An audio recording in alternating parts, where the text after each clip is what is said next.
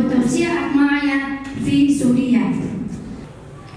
طبعا رفيقة فهيمة ذكرت أنه نتيجة الجهود المبذولة استهداف الوحدة من أجل التفرقة والتشتت. طبعا الشهيدة عفرين كانت من عائلة وطنية تناعت على عشق الوطن، وكانت فتاة وحيدة لأربعة أخوات شباب. طبعا الجريمة التي ارتكبها بحقها كانت أسوأ جريمة.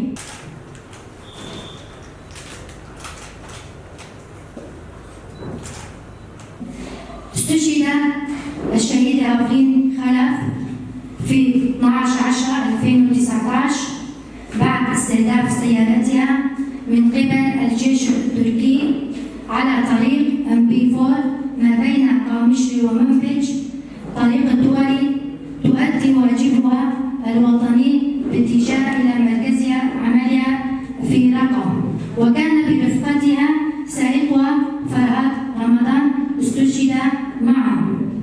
ولد الرفيقة عفرين في مدينة ديرة عام 1984.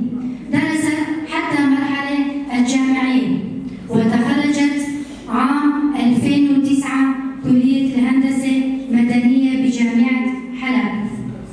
التحقت الشهيدة عفرين بالعمل السياسي في بداية الأزمة السورية، ونشطت في المؤسسات الحقوقية الإنسانية قبل أن تتفرغ للعمل السياسي.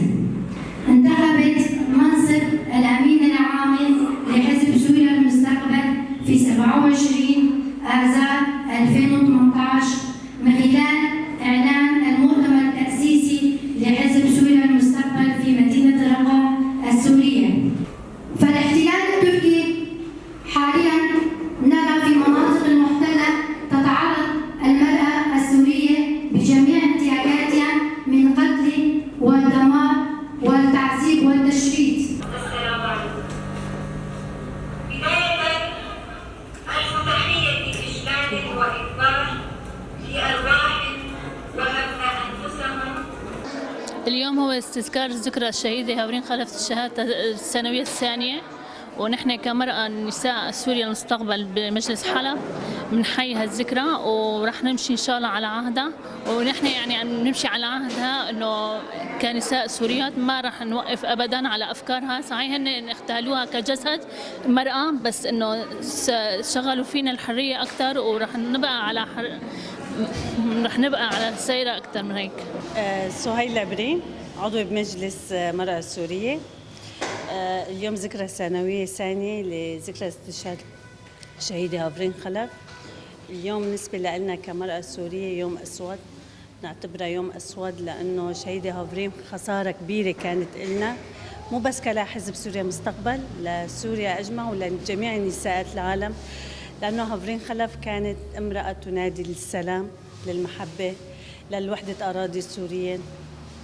أن باستشهادا لشهيدة عفرين مو بس لعفرين خلف، لجميع الفتيات. يعني الاحتلال التركي بيستهدف جميع النساء، بس بروح عفرين زادتنا إصرار والقوة والنضال.